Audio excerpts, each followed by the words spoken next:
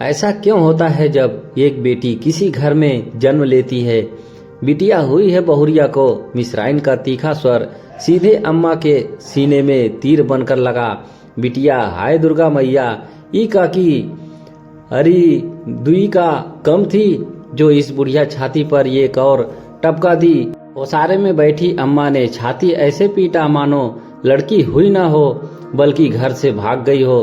पहली हुई तो दादा को ले गई, दूसरी हुई तो चाचा सड़क सिधारे, अभी का तीसरी किसके लिए बिस्पान का कटोरा लेकर आई है। हे दुर्गा मैया, अम्मा का बड़बड़ाना चालू था। मिस्राइन गर्म पानी का भगोना उठाकर फिर कोठरी में चली गई। अंदर से अब कुमुदनी ने के कहारने की आवाज नहीं आ रही थी। बेचारी बेटी का मुंह देखकर अपने दर्द का इजहार करने का अधिकार भी गंवा चुकी थी। अम्मा उसारे से डोलती हुई रसोई के दरवाजे से आ लगी। रीनू सीनू 4 एवं 2.5 वर्ष की कन्याएं बूढ़ी दादी के गले से आ लगी। माँ को भैया हुआ है। रीनू ने दादी के झुर्री पड़े गालों को अपने नन्हे नन्हे हाथों से सहलाकर पूछा, हाय री दैया, कैसा अगोरी पड़ी है भाई को। अरे तुम सबका भाग्य ऐसा ही होता तो का था, 3 बहनें हो गई है तुम सब। सच्ची दादी, कहती हुई दोनों नन्ही बालिकाएं हताश अधिकार पूर्वक दादी की गोद में चढ़ गई तो अम्मा ने उन्हें स्नेह से चिपका लिया। ये मन भी कैसा अजीब है दुर्गा मैया, जब ये सब पैदा होती हैं तो कलेजे पर बच चलती हैं और जब टूटू रेगती है तो बोलती है तो ऐसा लगे कि मानो फूल बरसा रही हो।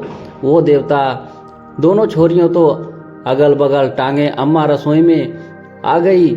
एक को गाड़ी में, दूसरी को दरी पर बिठाकर 2-4 कटोरी चम्मच उनके सामने रख दिया। गैस चलाकर उस पर कढ़ाई चढ़ा दी। हरीरा पकने लगा। जतन से इकट्ठा किए देसी घी का छाछ लगाकर हरियारा पकाने लगी।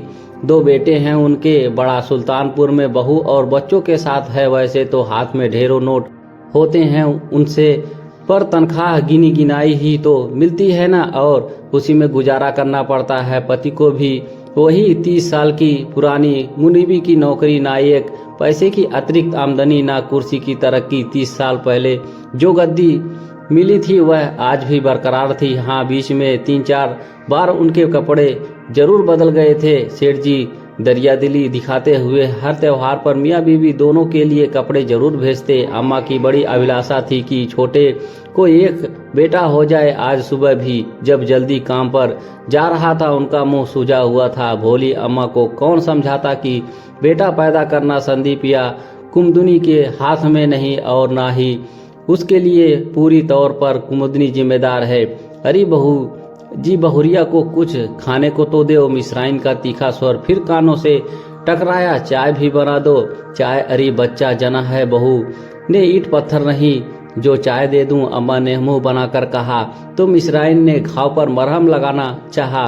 सब्र करो बहू जी, अगली बार तुम्हारी दुर्गा मैया जरूर बेटा देंगी, धीरज धरो। अरे तू का मुझे धीरज धरा रही है, तेरा कुछ नहीं मारा जाएगा। लड़का ना सही लड़की ही सही, पर लेने में कौन सी तू कोताही कर देती। लो और सुनो, मिस्राइन वही आंगन में पसर गई।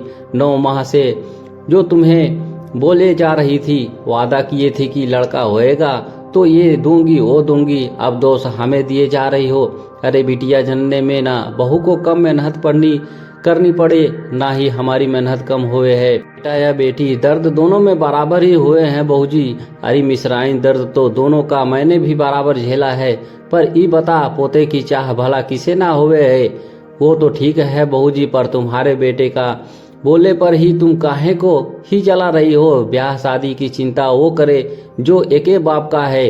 वाह दादी हूँ, इनकी 3 बेटियों की जिम्मेदारी हो गई है अब हम पर। एक बात सुन ले, मैं खूब जानूं कि तेरा मतलब क्या है। अरे बहू जी, वह तो मैं अब भी कह रही हूँ कि बेटे का दूसरा विवाह कर दो। लड़की 30 के ऊपर है, रंग दबा कर जरूर है थोड़ा, पर पहली जच्ची में लड़का ही देगी यह गारंटी। क्यों, क्या पेट जांच कर आई है उसका। अरे कल मुही उधर बहू दर्द में पड़ी है और तू उसकी छाती पर सौत लाने की तैयारी करवा रही है। हमारे ही बेटी की दूसरी शादी रचाने आती है। अरे बहू है हमारी, कोई सड़क पर नहीं है।